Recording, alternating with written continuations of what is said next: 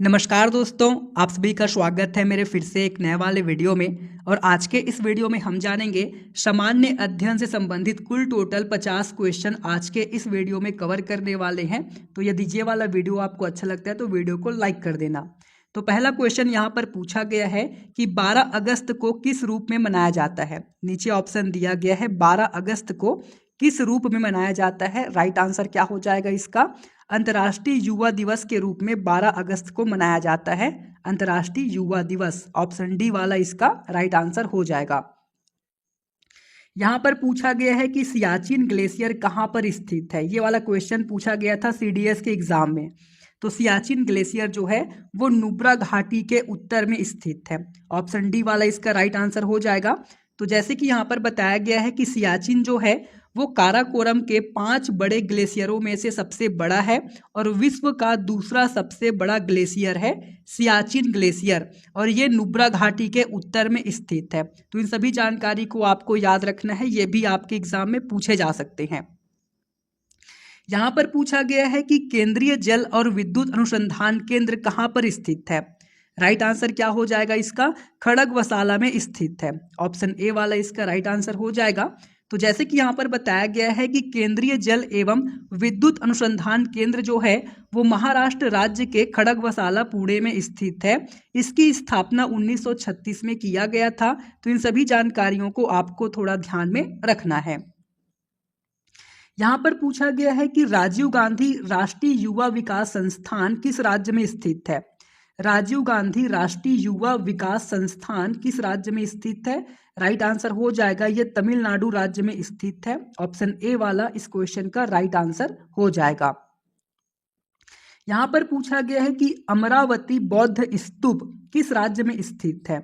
Right answer क्या होगा इसका? आंध्र प्रदेश राज्य में स्थित है अमरावती बौद्ध स्तूप। ऑप्शन ए वाला इस क्वेश्चन का राइट आंसर हो जाएगा आंध्र प्रदेश राज्य। यहाँ पर पूछा गया है कि निम्नलिखित में से कौन सा एक हिंदुस्तानी शास्त्रीय गायक है। ये वाला क्वेश्चन जो है वो मैंने अपने पिछले वीडियोस में पूछा था। तो इसका राइट आंसर क्या हो जाएगा? दिए गए ऑप्शन में से ऑप्शन सी वाला इसका राइट आंसर हो जाएगा। गंगूबाई हंगल जो है वो हिंदुस्तानी शास्त्रीय गायक है, गंगूबाई हंगल। ऑप्शन सी इसका राइट आंसर हो जाएगा।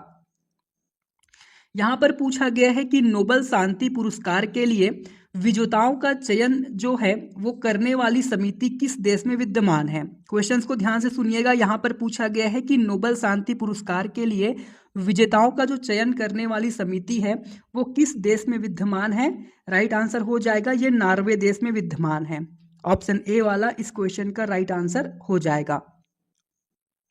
यहाँ पर पूछा गया है कि प्रसिद्ध भारतीय लेखक सुब्रमण्यम भारती किस भाषा से संबंधित है। तो इनका संबंध है तमिल भाषा से। ऑप्शन सी हो जाएगा इसका राइट आंसर। प्रसिद्ध भारतीय लेखक सुब्रमण्यम भारती का संबंध तमिल भाषा से है, इसको याद रखना है आपको। यहाँ पर पूछा गया है कि चपचार कुट त्योहार किस राज्य में मनाया जाता है। राइट आंसर हो जाएगा मिजोरम राज्य में चपचार कुट त्योहार मनाया जाता है। ऑप्शन सी वाला इस क्वेश्चन का राइट आंसर हो जाएगा। यहाँ पर पूछा गया है कि पद्मश्री पुरस्कार पाने वाली पहली भारतीय अभिनेत्री कौन थी। राइट आंसर क्या हो जाएगा इसका? नरगिस दत्त। पद्मश्री पुरस्कार पाने वाली पहली भारतीय अभिनेत्री का नाम है नरगिस दत्त। ऑप्शन बी हो जाएगा इस क्वेश्चन का राइट आंसर। निम्नलिखित में से किस समिति के गठन का जो उद्देश्य है वो बैंकिंग क्षेत्र में सुधार करना था।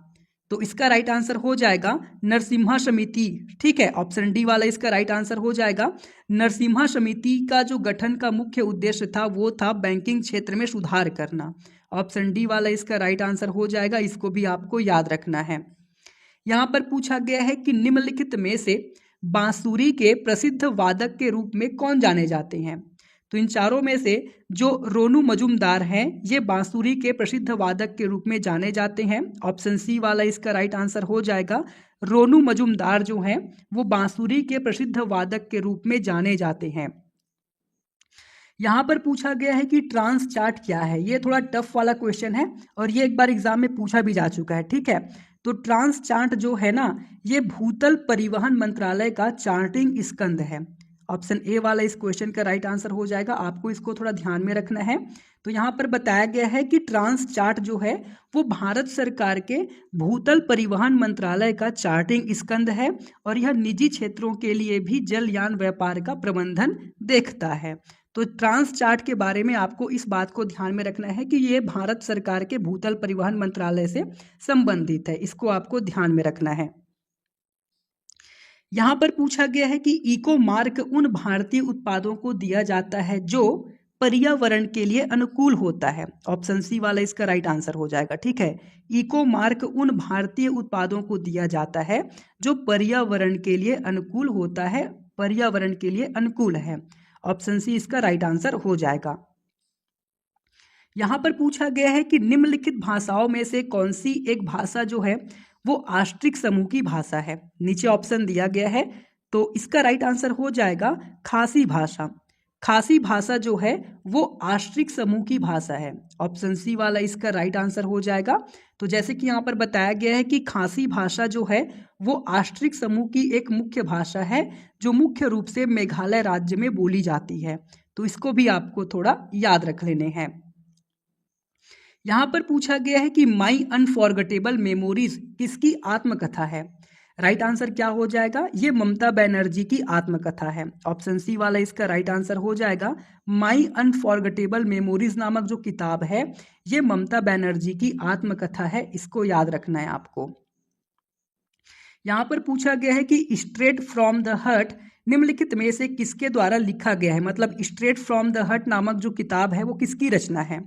राइट आंसर हो जाएगा कपिल देव की ये किताब है, मतलब कपिल देव की रचना है। ऑप्शन ए वाला इस क्वेश्चन का राइट आंसर हो जाएगा। यहाँ पर बताया गया है कि कपिल देव की अन्य कृतियों की अगर बात करें तो world of Kapil Dev, cricket my style, ये दोनों किताब भी जो है वो कपिल देव के द्वारा लिखा गया है। और जैसे कि हमने पहले क्वेश्चन में पढ़ा कि स्ट्रेट फ्रॉम द हट नामक पुस्तक जो है वो कपिल देव के द्वारा लिखा गया है। तो इन तीनों किताबों के नाम आपको याद रखने हैं। यहाँ पर पूछा गया है कि राष्ट्रीय ग्रामीण आजीविका मिशन का प्रारंभ कब किया गया था। राइट आंसर क्या हो जाएगा इसका, 3 जून 2011 में ये प्रारंभ हुआ था। राष्ट्रीय ग्रामीण आजीविका मिशन का जो प्रारंभ है वो 3 जून 2011 में प्रारंभ हुआ था। ऑप्शन ए वाला इसका राइट आंसर हो जाएगा, इसको भी आपको याद रखने हैं। यहाँ पर पूछा गया है कि गैम्बिट शब्द निम्नलिखित में से किस खेल से संबंधित है। ये जो गैम्बिट शब्द है निम्नलिखित में से किस खेल से संबंधित है। तो इसका राइट आंसर होगा ये शतरंज खेल से संबंधित है। ऑप्शन बी वाला इसका राइट आंसर हो जाएगा, इसको भी ध्यान में रखना है आपको। टेलीविजन का आविष्कार किसके द्वारा किया गया था। राइट आंसर हो जाएगा जॉन बेयर्ड के द्वारा टेलीविजन का आविष्कार किया गया था। ऑप्शन डी वाला इस क्वेश्चन का राइट आंसर हो जाएगा। अधिकतर एंजाइम क्या होता है। तो अधिकतर एंजाइम जो है वो प्रोटीन होता है। ऑप्शन डी वाला इसका राइट आंसर हो जाएगा, इसको भी आपको ध्यान में रखना है कि अधिकतर एंजाइम जो है वो प्रोटीन होता है। यहाँ पर पूछा गया है कि निम्नलिखित में से किस पादप के पुष्प जो हैं वो एक लिंगी होते हैं। निम्नलिखित में से किस पादप के जो पुष्प होते हैं वो एक लिंगी होते हैं। तो दिए गए ऑप्शन में से जो पपीता है, पपीता का जो पुष्प होता है वो एक लिंगी होता है। ऑप्शन ए वाला इस क्वेश्चन का राइट आंसर हो जाएगा। यहाँ पर पूछा गया है कि एक ही जीन के विभिन्न प्रारूप क्या कहलाते हैं। काफी ज्यादा मोस्ट इंपॉर्टेंट क्वेश्चन है। एक ही जीन के जो विभिन्न प्रारूप होते हैं वो क्या कहलाते हैं। तो ये कहलाते हैं युग्म विकल्पीय एलील। ऑप्शन सी वाला इसका राइट आंसर हो जाएगा। ये मोस्ट इंपॉर्टेंट क्वेश्चन है, आपको याद रखना है कि एक ही जीन के विभिन्न प्रारूप जो है वो युग्म विकल्पीय एलील कहलाते हैं। इसको आपको ध्यान में रखना है, ये आपके एग्जाम में पूछे जा सकते हैं। ठीक है, यहाँ पर पूछा गया है कि निम्नलिखित में से किसका रासायनिक नाम थायमीन है। निम्नलिखित में से किसका रासायनिक नाम थायमीन है। तो दिए गए ऑप्शन में से विटामिन B1 का जो रासायनिक नाम है वो है थायमीन। ऑप्शन डी इसका राइट आंसर हो जाएगा। विटामिन B1 का रासायनिक नाम थायमीन है, इसको आपको ध्यान में रखना है। यहाँ पर बताया गया है कि विटामिन B1 की कमी से बेरी बेरी नामक रोग हो जाता है। विटामिन B1 की कमी से क्या रोग होता है, बेरी बेरी। इसका रासायनिक नाम क्या है, थायमीन। इसको आपको ध्यान में रखना है। यहाँ पर पूछा गया है कि निम्नलिखित में से किसका रासायनिक नाम एस्कॉर्बिक अम्ल है। इसका राइट आंसर हो जाएगा विटामिन सी। विटामिन सी का जो रासायनिक नाम है वो है एस्कॉर्बिक अम्ल। ऑप्शन ए वाला इस क्वेश्चन का राइट आंसर हो जाएगा। इसको भी याद रखना है आपको। यहाँ पर पूछा गया है कि मानव आहार में पॉलिश किए हुए चावल के उपयोग से निम्नलिखित में से कौन सा रोग हो जाता है। तो इसका राइट आंसर क्या हो जाएगा? इसका राइट आंसर हो जाएगा बेरी बेरी। ठीक है, मानव आहार में पॉलिश किए हुए चावल के उपयोग से मानव को बेरी बेरी रोग हो जाता है, इंसानों को। ठीक है, तो ऑप्शन डी हो जाएगा इस क्वेश्चन का राइट आंसर। किस वजह से होता है? पॉलिश किए हुए चावल खाने से। ठीक है, तो इसको भी आपको याद रखना है। यहाँ पर पूछा गया है कि फिटकरी जो है वो गंदले पानी को किस प्रक्रिया के द्वारा स्वच्छ करता है। तो वह प्रक्रिया कौन सा है? स्कंदन। ऑप्शन सी इसका राइट आंसर हो जाएगा। फिटकरी जो है वो गंदले पानी को स्कंदन के द्वारा स्वच्छ करता है। अब यहाँ पर पूछा गया है कि पानी का शुद्धतम रूप क्या होता है। तो पानी का जो शुद्धतम रूप होता है वो होता है वर्षा का जल, वर्षा का पानी। ये तो आप सभी को पता होगा। तो ऑप्शन सी इसका राइट आंसर हो जाएगा। पानी का शुद्धतम रूप वर्षा का जल होता है, वर्षा का पानी होता है। यहाँ पर पूछा गया है कि किसी परमाणु के लिए प्लम पुडिंग मॉडल किसके द्वारा दिया गया था। काफी मोस्ट इंपॉर्टेंट क्वेश्चन है। ठीक है, किसी परमाणु के लिए प्लम पुडिंग मॉडल किसके द्वारा दिया गया था। राइट आंसर हो जाएगा जे थॉमसन के द्वारा प्लम पुडिंग मॉडल दिया गया था। ऑप्शन डी इसका राइट आंसर हो जाएगा। किसी परमाणु के लिए जे थॉमसन के द्वारा प्लम पुडिंग मॉडल दिया गया था। यहाँ पर पूछा गया है कि विद्युत चुंबकीय स्पेक्ट्रम का दृश्य भाग क्या होता है। राइट आंसर हो जाएगा प्रकाश होता है। ऑप्शन डी वाला इसका राइट आंसर हो जाएगा। विद्युत चुंबकीय स्पेक्ट्रम का दृश्य भाग प्रकाश होता है। यहाँ पर पूछा गया है कि प्रकाश उत्सर्जक डायोड क्या करता है। प्रकाश उत्सर्जक डायोड क्या करता है? राइट आंसर होगा वैद्युत ऊर्जा को प्रकाश ऊर्जा में रूपांतरित करता है प्रकाश उत्सर्जक डायोड। ऑप्शन बी हो जाएगा इस क्वेश्चन का राइट आंसर। वैद्युत ऊर्जा को प्रकाश ऊर्जा में रूपांतरित करता है। ऊष्मा की इकाई निम्नलिखित में से कौन सा नहीं है, पूछा गया है। ऊष्मा की इकाई निम्नलिखित में से कौन सा नहीं है। तो इन चारों में से जो सेंटीग्रेड है ये ऊष्मा की इकाई नहीं है। ऑप्शन ए वाला इसका राइट आंसर हो जाएगा। तो जैसे कि यहाँ पर बताया गया है कि ऊष्मा की इकाई के रूप में कैलोरी, जूल और अर्ग का प्रयोग किया जाता है। ऊष्मा को ऊर्जा के रूप में भी जाना जाता है, जबकि सेंटीग्रेड का प्रयोग तापमान के मापन में किया जाता है। तो इन सभी जानकारियों को आपको याद रखने हैं। यहाँ पर पूछा गया है कि निम्नलिखित में से कौन सा कृत्रिम पारिस्थितिक तंत्र है। नीचे ऑप्शन दिया गया है, काफी मोस्ट इंपॉर्टेंट क्वेश्चन है।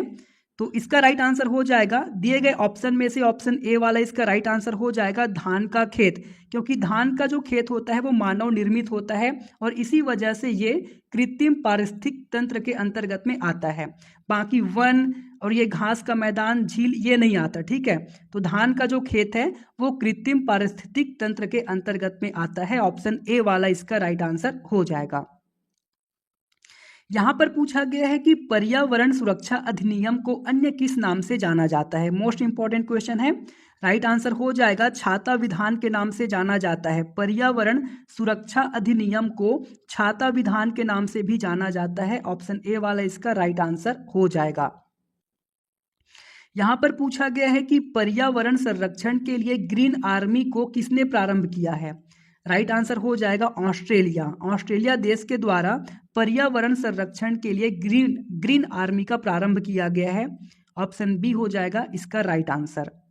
यहाँ पर पूछा गया है कि पहाड़ों पर उगाई जाने वाली मुख्य फसल कौन सी है। दिए गए ऑप्शन में से मुख्य फसल कौन सी है। राइट आंसर हो जाएगा शकरकंदी। ऑप्शन सी वाला इसका राइट आंसर हो जाएगा। पहाड़ों पर उगाई जाने वाली जो मुख्य फसल है वो है शकरकंदी। ऑप्शन सी इसका राइट आंसर हो जाएगा। यहाँ पर पूछा गया है कि निम्नलिखित में से कौन सा आर्थिकेतर वस्तु का उदाहरण है। ये काफी ज्यादा टफ क्वेश्चन है, आपको इसके बारे में पहले पता नहीं होगा, शायद पता भी होगा, मुझे नहीं पता, बट ये काफी टफ क्वेश्चन है। ठीक है, तो निम्नलिखित में से कौन सा आर्थिकेतर वस्तु का उदाहरण है। तो इन सभी ऑप्शन में से जो माता की सेवा है ना, ये आर्थिकेतर वस्तु का उदाहरण है। ऑप्शन सी वाला इसका राइट आंसर हो जाएगा। अब ये जो आर्थिकेतर वस्तु ये क्या होता है, इसको हम थोड़ा विस्तार से समझ लेते हैं। तो जैसे कि यहाँ पर बताया गया है कि माता की सेवा जो है ना वो आर्थिकेतर वस्तु का उदाहरण है, क्योंकि इसके बदले में कोई आर्थिक लाभ नहीं होता है। आर्थिकेतर कार्यों का जो उद्देश्य होता है वो होता है धन की प्राप्ति, मतलब धन की प्राप्ति नहीं होता है। आर्थिकेतर कार्यों का उद्देश्य धन की प्राप्ति नहीं होता है, इसको आपको याद रखना है। और माता की सेवा जो है वो आर्थिकेतर कार्य के अंतर्गत में आता है। यहां पर पूछा गया है कि स्वर्णिम क्रांति किससे संबंधित है। राइट आंसर क्या होगा इसका? स्वर्णिम क्रांति जो है वो मधुमक्खी पालन और उद्यान कृषि से संबंधित है। ऑप्शन डी इसका राइट आंसर हो जाएगा। यहाँ पर बताया गया है कि स्वर्णिम क्रांति का जो संबंध है वो उद्यान कृषि और मधुमक्खी पालन दोनों से ये संबंधित है, स्वर्णिम क्रांति। तो इसको भी आपको यहाँ पर याद रख लेने हैं। अमर्त्य सेन को उनके किस विषय क्षेत्र में योगदान के लिए नोबेल पुरस्कार से सम्मानित किया गया था? तो इसका राइट आंसर क्या हो जाएगा? कल्याणकारी अर्थशास्त्र के विषय में योगदान देने के लिए उनको नोबेल पुरस्कार से सम्मानित किया गया था। ऑप्शन सी वाला इसका राइट आंसर हो जाएगा। अमर्त्य सेन को कल्याणकारी अर्थशास्त्र विषय में योगदान देने के लिए उनको नोबेल पुरस्कार से सम्मानित किया गया था, कल्याणकारी अर्थशास्त्र विषय। तो ऑप्शन सी वाला इसका राइट आंसर हो जाएगा, इसको आपको याद रखना है। यहां पर पूछा गया है कि किस पंचवर्षीय योजना में कृषि ने ऋणात्मक विकास प्रदर्शित किया था? तो इसका राइट आंसर क्या हो जाएगा? तीसरी पंचवर्षीय योजना में। ऑप्शन ए वाला इसका राइट आंसर हो जाएगा। तीसरी पंचवर्षीय योजना में कृषि ने ऋणात्मक विकास प्रदर्शित किया था, इसको आपको ध्यान में रखना है। अब ये इस वीडियो का लास्ट क्वेश्चन है। तो यहाँ पर पूछा गया है कि निम्नलिखित में से राष्ट्रीय खाद्य सुरक्षा मिशन के अंतर्गत कौन सी फसलें सम्मिलित है? ये काफी मोस्ट इंपॉर्टेंट क्वेश्चन है, ठीक है। निम्नलिखित में से राष्ट्रीय खाद्य सुरक्षा मिशन के अंतर्गत कौन सी फसलें सम्मिलित हैं? राइट आंसर हो जाएगा गेहूं, चावल और दाल। ऑप्शन डी इसका राइट आंसर हो जाएगा। ये काफी ज्यादा मोस्ट इंपॉर्टेंट क्वेश्चन है, कई बार एग्जामों में पूछा जा चुका है, इसको आपको ध्यान में रखना है। तो जैसे कि यहाँ पर बताया गया है कि राष्ट्रीय खाद्य सुरक्षा मिशन के अंतर्गत गेहूं, चावल व दलहन को सम्मिलित किया गया है ताकि खाद्यान्न उत्पादन में आई स्थिरता एवं बढ़ती जनसंख्या की खाद्य उपभोग में खाद्य सुरक्षा की स्थिति को सुनिश्चित किया जा सके। तो आपको मुख्य रूप से इस बात को याद रखना है कि राष्ट्रीय खाद्य सुरक्षा मिशन के अंतर्गत गेहूं, चावल व दलहन को सम्मिलित किया गया है, इसको आपको याद रखना है। ये एग्जाम में आपसे पूछे जा सकते हैं। अब ये क्वेश्चन आपके लिए है, इसका आंसर आपको कमेंट बॉक्स में देना है। यहाँ पर पूछा गया है कि स्वर्णिम तंतु किसे निर्दिष्ट करता है? नीचे ऑप्शन दिया गया है, इस वाले क्वेश्चंस का आंसर आपको कमेंट बॉक्स में देना है। और यदि ये वाला वीडियो आपको अच्छा लगा तो वीडियो को लाइक करना, अपने दोस्तों के साथ जरूर से शेयर करना। और डेली जीएस वीडियो के लिए आप इस चैनल को सब्सक्राइब कर सकते हैं। कल मिलता हूँ फिर से नए वीडियो में, तब तक के लिए टाटा बाय बाय।